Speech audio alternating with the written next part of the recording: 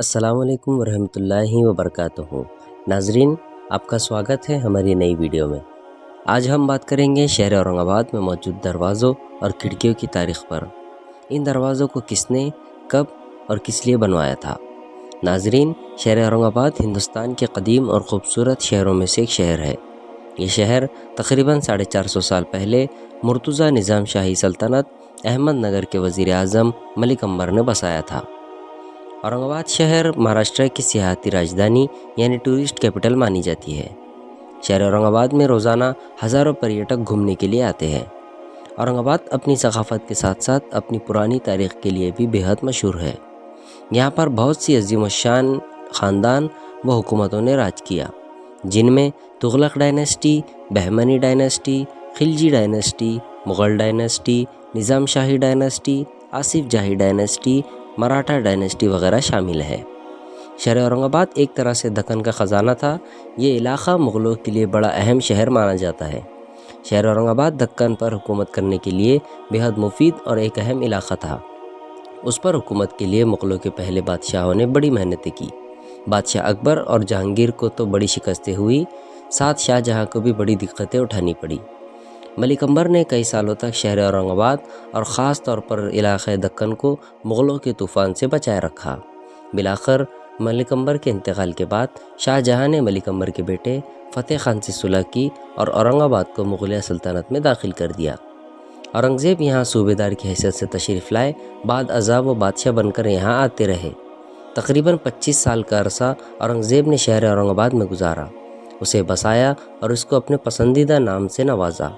یہاں تک کہ جب اورنگزیب کا انتقال 1707 میں احمد نگر ہوا، ان کی خواہش تھی کہ ان کو اورنگ آباد سے 30 کلومیٹر دور خلد آباد میں دفنایا جائے، جہاں آج بھی ان کی قبر موجود ہے۔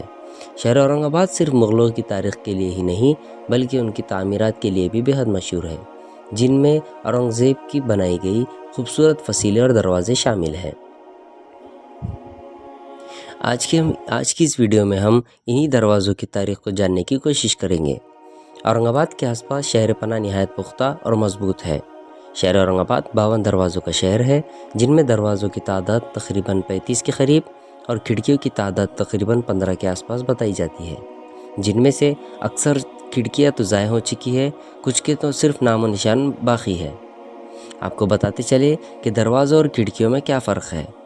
دروازہ کہا جاتا ہے ان دروازوں کو جو فصیل سے منسلک ہوتے ہیں، جن کا کام قلعوں میں موجود دروازوں کی طرح انٹری اور ایگزٹ کے لیے ہوتا ہے۔ یہ دروازے بڑے دیو خامت ہوتے ہیں۔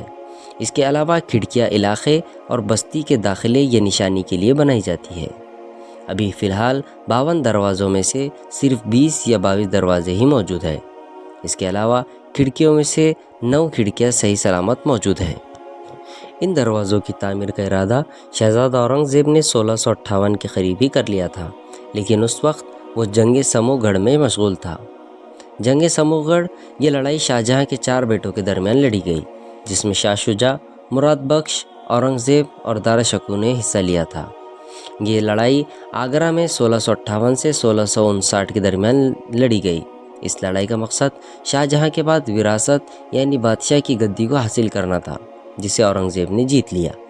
کہا جاتا ہے کہ ان دروازوں کی ضرورت اورنگزیب کو دور شہزادگی میں ہی محسوس ہو گئی تھی، جس وقت شاہجہاں نے دارالخلافہ آگرہ سے دلی منتقل کیا۔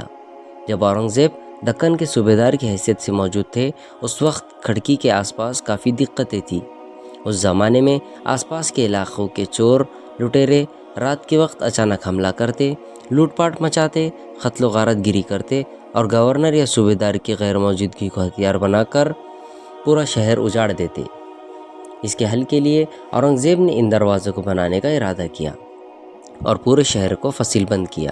ان فصیلوں پر داخلی دروازے بنائے گئے، جس پر ہر وقت سپاہی متعین رہتے تھے، جو ہونے والے حملوں اور حادثات سے عوام کی حفاظت کرتے تھے۔ ان فصیل بند دروازوں کی لاگت اس وقت یعنی 1682 میں 3 لاکھ روپے کے خرچ سے بنائی گئی تھی۔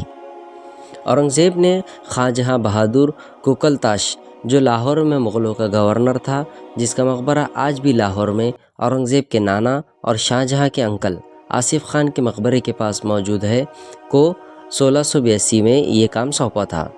جب 1682 میں اورنگزیب اورنگ آباد واپس آئے، انہوں نے دیکھا یہ کام نامکمل ہے تو فوراً یہ کام دکن کے دیوان و صوبیدار دیانت خان عرف عبد القادر کو سونپا، جس کا مقبرہ شاہ نور میاں حموی درگاہ کے احاطے میں موجود ہے۔ دیانت خان یہ کام 4 مہینے کی قلیل مدت میں بخوبی انجام دیا۔ ان کے بنائے ہوئے دروازے آج بھی بڑی خوبصورت اور صحیح و سالم کھڑے ہیں۔ تمام فصیلیں دفاعی یعنی ڈیفنس کے لیے بنائی گئی تھی۔ ان کا مقصد بیرونی حملوں سے بچاؤ تھا۔ ان میں موجود دروازے بعد نماز مغرب یعنی شام کے وقت بند کر دیے جاتے تھے۔ دروازوں میں موجود چھوٹی انٹری اور کھڑکیاں اس لیے موجود تھی کہ اس وقت مقامی لوگوں کو اندر آنے دیا جاتا تھا۔ اس کے علاوہ نامعلوم افراد کے لیے یہ دروازہ ساری رات بند رہتا تھا۔ اورنگزیب کے دروازے کئی علاقوں میں سیم اور کئی بالکل ڈیفرنٹ سٹائل میں بنائے گئے ہیں۔ ان دروازوں میں سائز کے حساب سے سب سے بڑا دروازہ دلی گیٹ اور سب سے چھوٹا دروازہ جعفر گیٹ ہے۔ ان میں کچھ دروازے بہت اہم تھے، کچھ دروازے صرف قلعے کے دروازے تھے اور کچھ دروازے صرف شاہی خاندان کے لیے خاص تھے۔ یہ فصیلیں تقریباً 6 میل یعنی 10 کلومیٹر کے احاطے میں پھیلی ہوئی تھی۔ تھوڑے تھوڑے فاصلوں پر ان فصیلوں میں برج یعنی واچ ٹاور بنائے گئے تھے۔ ان فصیلوں کی اونچائی 14 فٹ تھی۔ فصیل کی دیواروں میں فوجیوں کو گشت پیٹرولنگ کے لیے جگہ بھی دی گئی تھی۔ اس کی چوڑائی 4 سے 5 فٹ تک رکھی گئی تھی تاکہ سپاہی آسانی سے گشت کرے اور دشمنوں پر نظر رکھے۔ دروازوں پر نیم گول چھتریاں تھی جو بروج پر بھی موجود تھی، فوجیوں کو آرام کے لیے اور ساتھ میں بارش و دھوپ سے بچاؤ کے لیے بنائے گئے تھے، جس کو آپ مکئی دروازہ اور دہلی دروازے پر بآسانی دیکھ سکتے ہیں۔ ان دروازوں میں توپ رکھنے کے لیے خاص محراب اور اوپر چڑھنے کے لیے سیڑھیاں موجود تھی۔ عہد عالمگیری میں ٹوٹل 4 فصیلیں بنائی گئی، جس میں پہلی فصیل قلعہ بیگم پورہ کی، دوسری فصیل قلعہ ارک کی، تیسری فصیل دلرس بانو بیگم محل کی، چوتھی فصیل قلعہ بائیجو پورہ و نواب پورہ فصیل تھی۔ اس کے علاوہ شہر اورنگ آباد میں ایک اور فصیل ہے جو نوکھنڈا محل کی بتائی جاتی ہے، جس کو ملک امبر نے بنوایا تھا۔ شہر اورنگ آباد کے دروازوں کی بات ہو رہی ہو اور عظیم الشان سپہ سالار نظام شاہی سلطنت احمد نگر کے وزیر اعظم ملک امبر کی بات نہ ہو، یہ سراسر ناانصافی ہے۔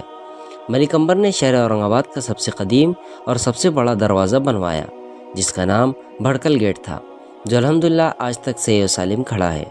اس کے علاوہ بھڑکل گیٹ کے سامنے چھوٹی بھڑکل، جسے نوکھنڈا محل کا داخلی یا زنانہ دروازہ کہا جاتا ہے۔ اورنگ آباد میں ان دروازوں کے علاوہ بھی کئی اور دروازے موجود ہیں جو دور انبری یا دور عالمگیری میں بنائے گئے۔ ان دروازوں کو بتانے کا مقصد یہ ہے کہ یہ دروازے بھی اسی دور کی بنائی گئی ہیں۔ اورنگزیب کی چہیتی بہن مغل شہزادی روشن آرا بیگم کے محل کا دروازہ جو ہرسول میں موجود ہے۔ اس کے علاوہ اورنگزیب کی بیوی دلرس بانو کے مقبرے، جسے بیوی کا مقبرہ کہا جاتا ہے، اس کا دروازہ بھی بڑا خوبصورت ہے، جس کو شہزادہ اورنگزیب کے بیٹے شہزادہ اعظم شاہ نے بنوایا تھا۔ ساتھ میں سنہری محل کا دروازہ، پنچکی دروازہ، ہرسول سرائی، حمایت باغ دروازہ، اورنگزیب کے استاد پیر اسماعیل شاہ کے مقبرے کا دروازہ جو مولانا آزاد کالج روزے باغ میں موجود ہے۔